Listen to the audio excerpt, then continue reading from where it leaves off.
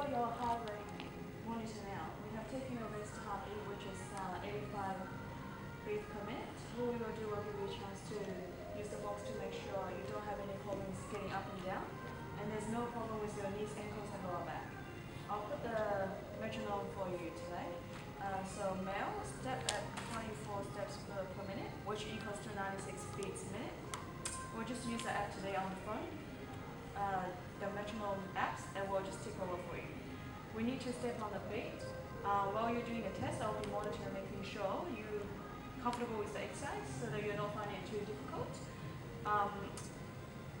Making sure, particularly looking at your face, how much you're sweating, and you need to let me know if you're comfortable or if you need to stop.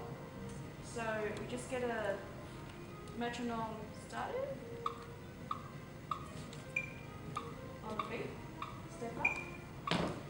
Try to get your foot down the step, yes. Excellent. So what we're going to do is, in a few seconds, I'll start the test and then we will go for 3 minutes, okay? So when you're ready. When you're ready. By driving through your heels as much as possible, let me know if your knees or back's hurting. Keep an eye on your heart rate and let me know if any reason you need to stop the test. Okay, we got 15 seconds to go.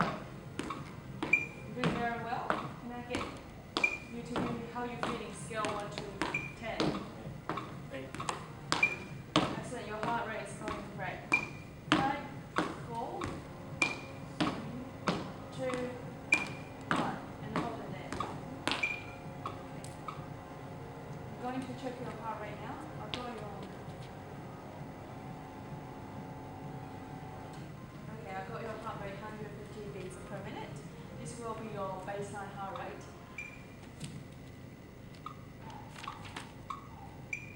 So in 6 to 8 weeks when you come back, we'll redo the test. We'll try and mimic as much as possible. We'll do it in the morning again. I'll get you to abstain from caffeine again, and what we will see in 6 weeks period, your heart rate should come down. So hopefully next time what we aim for is maybe 140 beats per minute.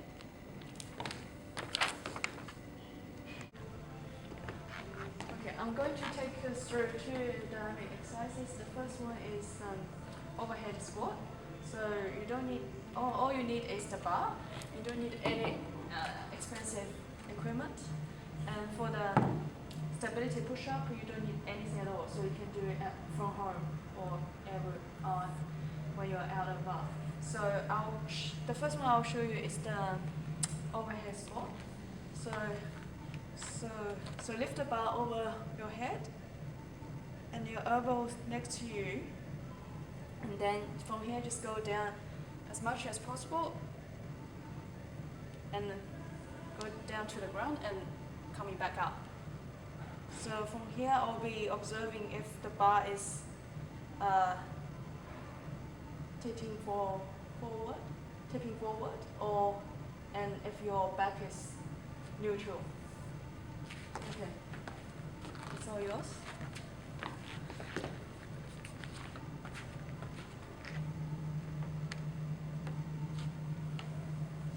So take the bar over your head, your elbows next to you, and just go down to the normal squat. All you need to let me know if you're experiencing any pain in your lower back, knees, ankles, and try not to allow the bar tip forward, okay? I'm gonna make some observations as I go. First, I'll get you down. Is this the furthest you can go? Okay, coming back up again. Just one more time for me. I'm looking at your knees, I'm looking at your lumbar curvature, and then stand back up. One more time. I'm also taking a look at the torso and your upper arms. Remain at the fixed position. Okay. What we have seen in this exercise is that you can put the bar down. You're unable to go down to the full range of the movement. You need to maintain a neutral lumbar and thoracic curve throughout the movement, and you're unable to get the femur parallel to the ground. your knees did maintain the correct position, and what that indicates to me is that you've got tension in your lower back and through your hamstring, which we already identified earlier in the sit and reach. So we will continue on with the program as we have already identified these issues. We will look at overhead squat, the hip, knee, ankle flexibility, particularly again looking at the glute max, hamstring, quads, and calves. Okay. The next exercise. The next exercise I'll show you is the stability push-up. So your hands should be shoulder width apart, and your hands should fall directly under your shoulders. You need to set. Do you see how I set my scapula? So rather than having my back rounded, I'm going to pull my scapula together, brace my abdomen, and from here I'm going to lower myself all the way down to the ground. Touch the ground and then come back up while I'm maintaining my scapula squeezing through. Okay, so making sure that it's happening, okay?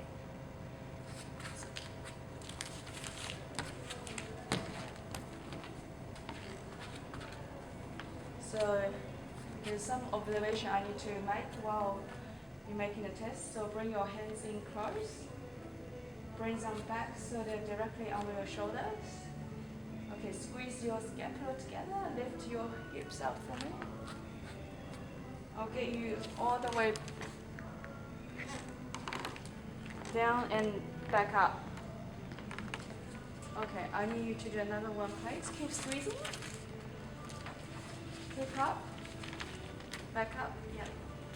The observation I'm making at the moment is that your scapula remains flat. That unfortunately is not happening during the push-up. Shoulders remain neutral, yes. You did also struggle to maintain a neutral spine. Your head position is really good throughout the push-up.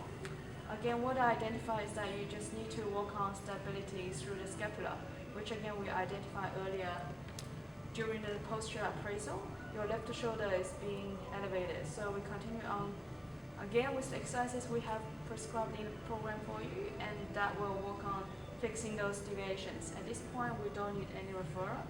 But remember again, if your shoulder becomes painful or if it progresses, we'll refer you to physiotherapist or appropriate allied health professional.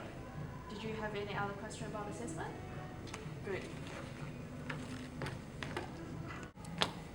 Okay, I'm going to do the current static posture assessment on you now. The view I'm looking at is the anterior. I'll be looking at the number of landmarks on your body to try line up the plumb line of the best fit. I'll get you to move around a little bit while I'll get you in the right position. Okay. Just do a little bit shuffle and take 2 or 3 steps up and down. I just want you to think about what you'll be doing later today and try not to think too much about your posture as possible. So what I'll be doing, I'll make some marks on my diagram here, and I'll be able to identify some deviation to what was considered normal posture. So what I noticed straight away is your left shoulder is slightly elevated. So just make a circle here. You have a side head tilt to the left, and side down at the hips, knees and ankles, everything's all good. What I'm going to make note of is that most likely the reason your left shoulder is slightly elevated is that your upper trapezius is overactive. It can also be your levator scapula is overactive. So what we'll see with your left shoulder will elevate and potentially take your head to the left side as muscle shortens. So for that we'll be strengthening the upper traps and levator scapula, and the muscle we'll be trying to strengthen is the lower trapezius. The exercise I'll be giving you is the seated roll, and that will help you correct your deviation. Okay, I'll get you to turn to your left and face the wall. Excellent. Take your step up and down. Think what you'll be doing tonight. I'm just lining you up along the plumb line. Looking for the landmarks around your ear, your shoulders through your hips, knees, and ankles. I'll get you to take a tiny step forward. Okay, just stay there where you are. Okay, I'm going to make notes about my deviation. That the deviation I can see, looking really good. Okay, I'll get you to turn around and look in the other direction. Face right. Perfect. So a couple of steps up and down. I'll need you to what do you do? Right. I'm happy with your posture in both lateral views. I'll get you to turn and face your back towards me, please. Yeah. I'm going to do a posterior assessment. Okay. What I'm seeing is the elevation of your left-hand side, which confirms the anterior assessment we just did before. I'll give you some feedback. Okay. Okay, turn around. If you can come over to me and I'll give you some feedback. At this stage, you don't need any referral to any allied health professional. If any time you start to experience the pain in your shoulder, neck, and what you will do, we will refer you to the physio who will be able to take a better look at what's going on here. I've indicated that we will be doing some strengthening for the upper traps, and we're going to try and strengthen the lower traps by incorporating the seated role in your program. Does that all make sense? Okay. Fantastic. Okay, we're about to do your sit and reach. The reason why we're doing 3 of each set is that we take an average of these results, but also enable your body to warm up a little bit as we do. Also give us a bit more indication towards the end of what your true flexibility is. So I'll get you to reach forward and you're going to hold for the position for a moment and I'll take a measurement. So when you're ready, okay. So I've got a measurement of -10, which unfortunately is a poor result. We have identified that we want to improve your flexibility. Once we get into the overlap, which is the positive measurement, then we start seeing some positive results. Okay, we have a look at your arm over test. So we'll do the right arm over test first. So I'll measure your finger to finger straight line. Great. It's +5.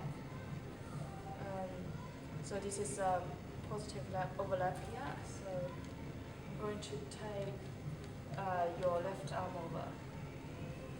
Okay, as we can see, there's a gap here. Okay, yeah, -4. So again, we have here poor result on the arm where we have the minus. So we have a good result the arms overlapping. So we've identified that there's a restriction in your range of movement on your left-hand side, but not on the right-hand side. So with your sit and reach, we've identified the restriction on your a range of movement on your lower back and hamstring. Today we don't need to refer you to a health professional, but should you have any injury on your shoulder or lower back, I will definitely refer you to a physio. Do you have any question about the test we've done today? Fantastic.